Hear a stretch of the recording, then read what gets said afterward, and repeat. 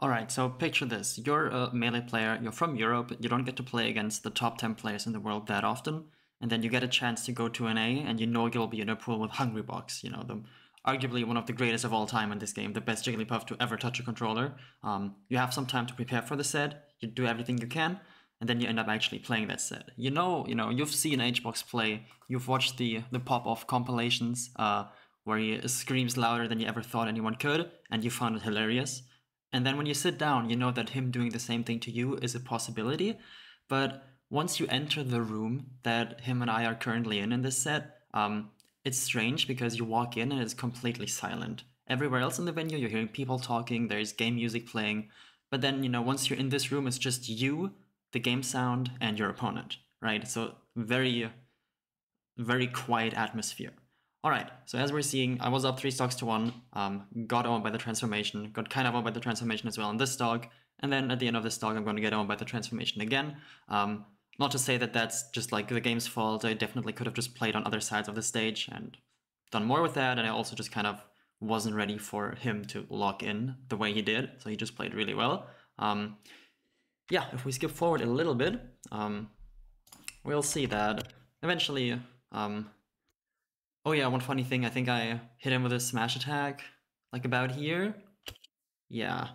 And this forward smash should definitely KO, but Ice Slimer's forward smash has 2 hitboxes, one that is a little bit more towards the tip of the hammer and one that's closer to the hilt of it. I hit him with the weak hitbox, so I thought this was a guaranteed KO, but I got the weak hit, which usually doesn't happen there, so he lives. Then I tried to save Nana, but as I tried to save Nana, the tree comes up.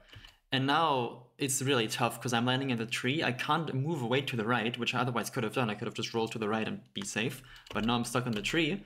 Now he gets in, and Nana just starts, can't really help here because she's jumping around, and when she's in the air, she doesn't do anything.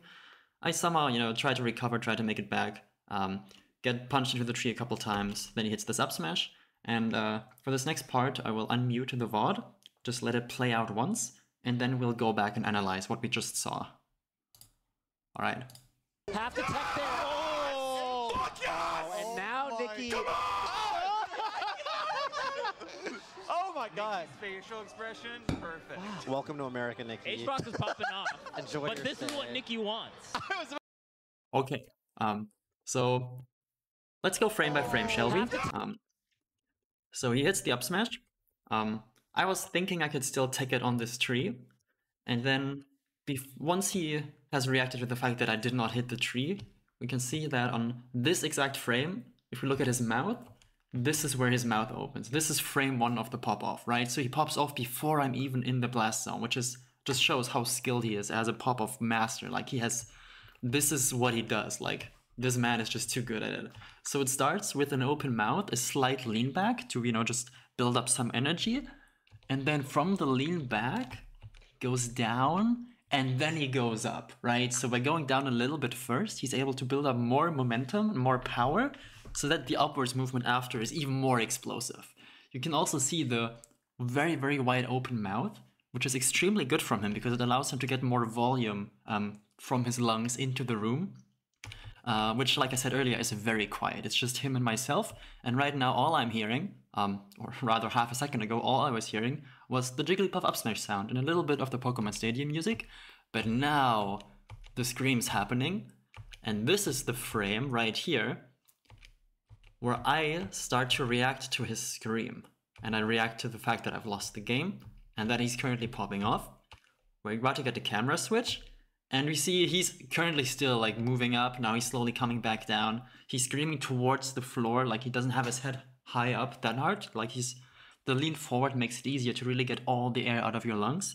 And then you also see that as he does that, my reaction eventually kicks in. I'm just going back a little bit. Oh my god.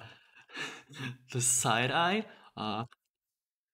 Once the camera switches, you can see that this is the frame where I start looking over at him like, okay. My thoughts in this moment were, I knew this was a possibility, but it doesn't matter how many times you see it on your monitor, on TV. Like, you can watch HBox pop off a million times. When you're in a set like this, trying your best to win, you cannot think about this kind of stuff. You cannot think, oh shit, he's about to pop off on me, because then you're gonna play worse. So this will usually still hit you as a surprise, especially because like he was like in a advantage edgeguard situation for a solid 10-15 seconds where I didn't really get a hit on him, and I couldn't really, just because of how bad my recovery is with the character. But here I give him the big side eye, and I'm just like, all right, yeah, that sucked. Because I knew that if I win this game, game 5 would be on my counter pick, which would make it a lot harder, you know, for him to potentially time me out if he wanted to. But now he's just doing this, and I'm just waiting, and I'm like, all right, I know I want to go back to that stage. I know I can win the next game if I just don't fall apart the way I did in this game, but I've got to wait for him to finish. So after the scream, once all the air is out of his lungs, he would have to breathe back in to recharge, but he's very smart. He uses that time to get a punch in on the table, which is extremely intelligent. Like, he's really optimizing his every single movement. And here, now that he's breathed back in, the next scream is coming out, right? So if we just watch that in full speed again one more time, we can see all these things. Like, just like what I said, really good at it. And now you can see that they were, the individual player cameras were to the left and to the right of the TV respectively. I was trying to just, you know, open my eyes as wide as I can and like stare into my player camera, like, you know, a Jim from The Office moment. I didn't know that the camera above the TV was the one that was being used for these kind of shots, so I was staring to the wrong camera. But I wasn't mad or anything. I just found it really funny. Of course, I was a little bit, you know, sad about not having won the game, but I was still confident I could win the set. And I just got a bit, you know, I gotta be honest, I was thinking about the fact that this would be really good content for me a little bit. I was like, alright, that sucks, I lost, but actually this is kind of funny what he's doing right now.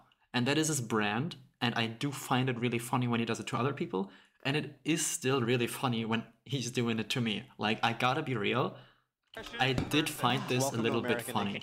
Despite, you know, the high stakes and me knowing that this might have been the decisive game in this set because it took away my counter pick advantage. But I'm just like, alright, at least he pressed start, he didn't like force me to wait in the character select screen for a long time, which other people at this tournament like to do. He was just pressing start during his pop-off, also really good and very nice of him, honestly. So we can go straight back to the game. And then, yeah, the rest of the set, might have seen it. I win the next game pretty solidly. Wow, yeah, no, it was all the way back. Oh my goodness. Somehow I here. like the forward smash. Yeah, the forward smash was pretty smart there. Wow, gets out. And then just smack him with a 4-day right here. Yeah. And then game 5 is a solid 8-minute game of me trying to make up a slight disadvantage, and then I missed this. I gotta chase him really hard by the end, and then I get timed out, and yeah, that's that. That's what it's like to get popped off on. Please spread the word and raise awareness so that your friends and family are not affected in such a negative way. Maybe this can prepare them for what is to come when they ever end up in the situation. It is very rare. You have to be exceptionally good at Melee for him to even pop off on you.